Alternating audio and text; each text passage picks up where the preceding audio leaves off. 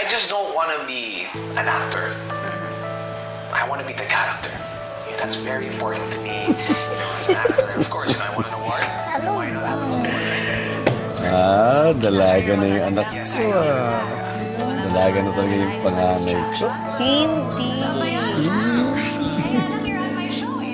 Nak, alam mo ba kung ano yung unang salita na natutunan mo?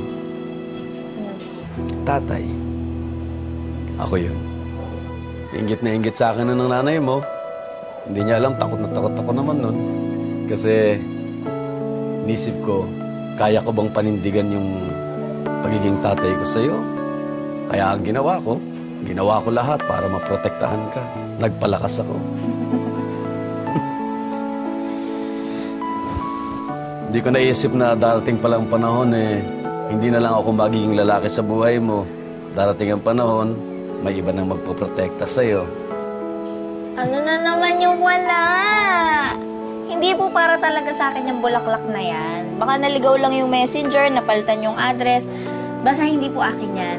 Dahil tayo, wala naman po akong manliligaw. Hindi ko naman kailangan nun. No? Ang lakas-lakas ko. Kayang-kaya kong protektahan ang sarili ko dahil kayo ang nagturo sa akin yan. Di ba?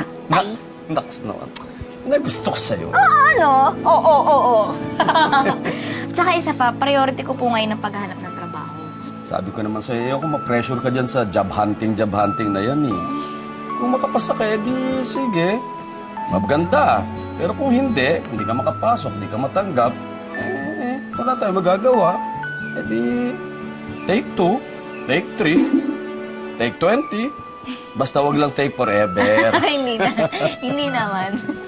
Tsaka, maayos pa naman ang kinikita namin ng nanay mo Lalo na ngayon, makakapagsubi ako kasi malaki-laki yung kikitain ko sa pelikula ni Brian, di ba? May kayabangan nga lang, pero minsan, nakapagtyagaan naman yan. Oo nga tayo, parang pagdating naman sa trabaho, seryoso yung tao. Ha? Hindi sinasabi ko lang. Di ba? Nakikita niyo naman yun Ulit, tay! Huwag ka nga.